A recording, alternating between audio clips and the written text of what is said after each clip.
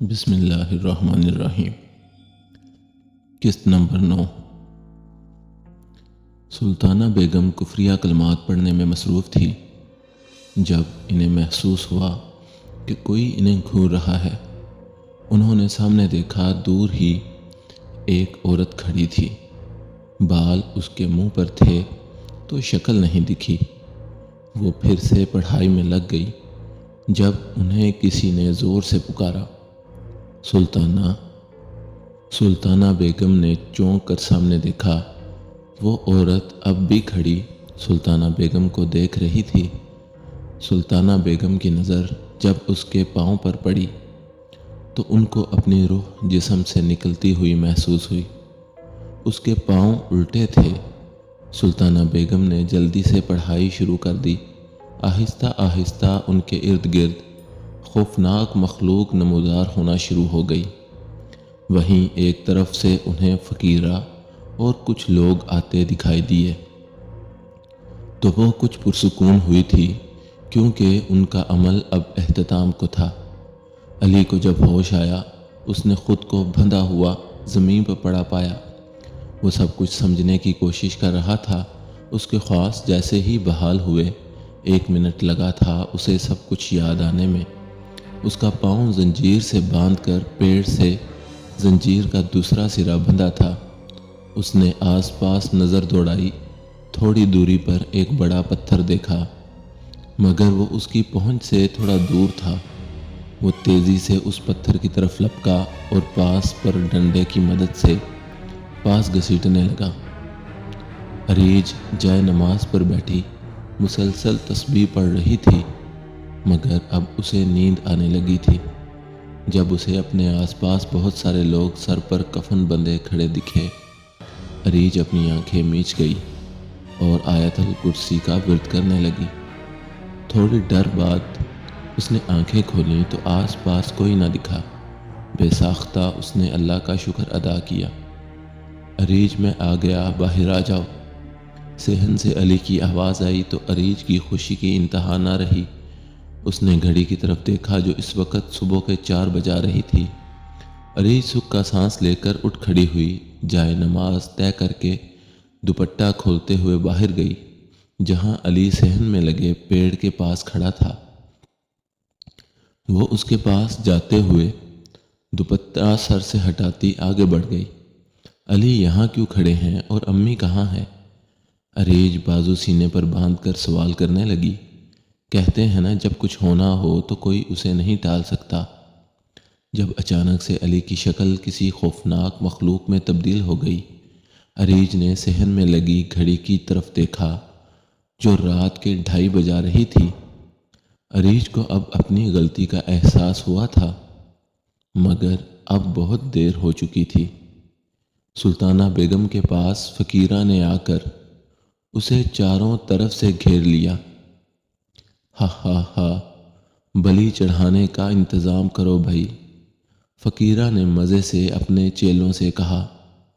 تو وہ لوگ شاطرانہ مسکراہٹ لیے سر ہلاتے تیاری کرنے لگے۔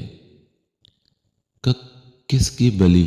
سلطانہ بیگم ان لوگوں کی بات سن کر گھبراتے ہوئے بولی، تمہاری بی بی، تمہیں کیا لگتا ہے ایسے تمہارا کام کر رہی تھی؟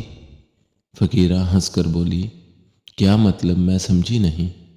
سلطانہ بیگم نے پھر سے سوال کیا، کیونکہ ابھی 4 نہیں بجے تھے اور وہ 4 بجے سے پہلے دائرے سے باہر نہیں آ سکتی تھی، ورنہ اس کی جان کو خطرہ تھا۔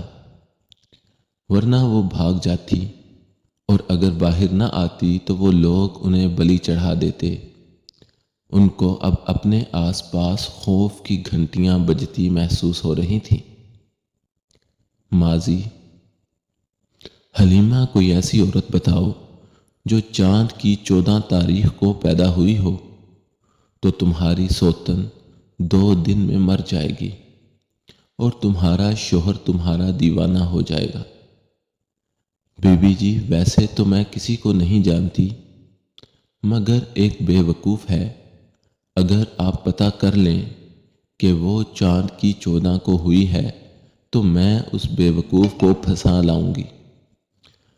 حلیمہ نے سلطانہ بیگم کا ذکر فقیرہ کو سب بتایا۔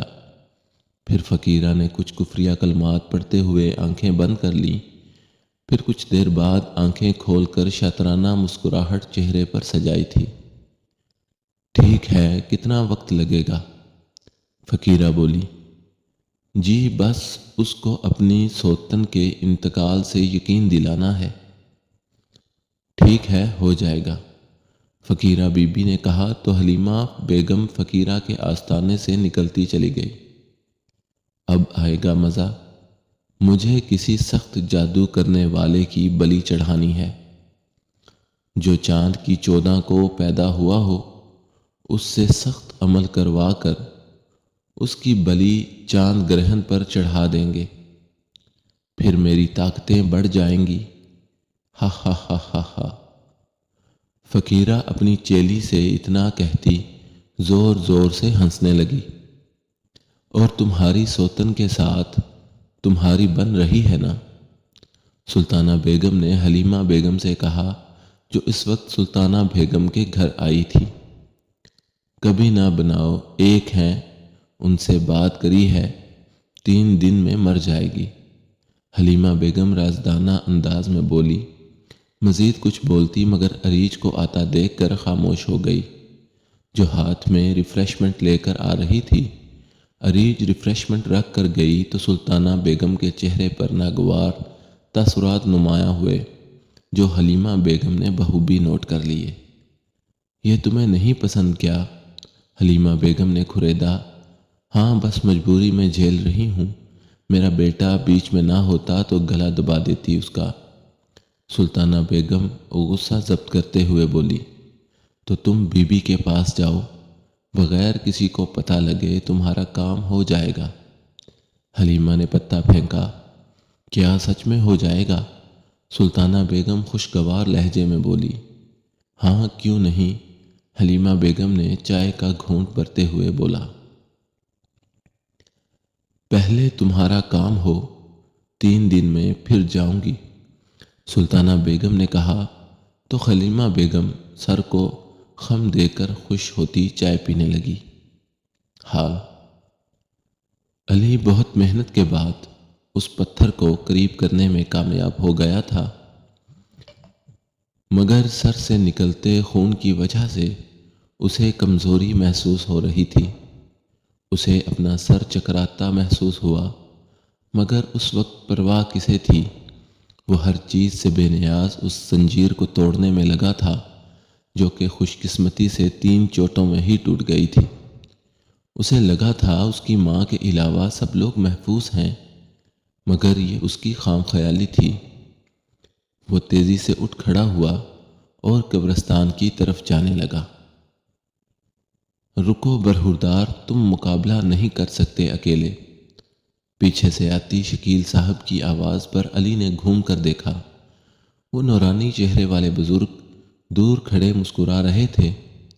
علی کو رکتا دیکھ اس کے پاس آ کھڑے ہوئے۔ علی حیران تھا، آج ان کے چہرے پر پہلے سے زیادہ نور تھا۔ انہوں نے اشارہ کیا تو علی ہوش کی دنیا میں واپس لوٹتا ان کے ہم قدم قبرستان میں اس جگہ جانے لگا جہاں سلطانہ بیگم تھی۔ سلطانہ بیگم کو فقیرہ کے بتائی گئی باتیں کسی بم کی طرح اپنے سر پر گرتی محسوس ہوئی۔ انہیں اب خود پہ غصہ آ رہا تھا، آخر ان کا ایمان کیسے اتنا کمزور پڑ گیا؟ مگر اب بھلا کیا ہو سکتا تھا، اب تو بلی چڑھنی ہی تھی۔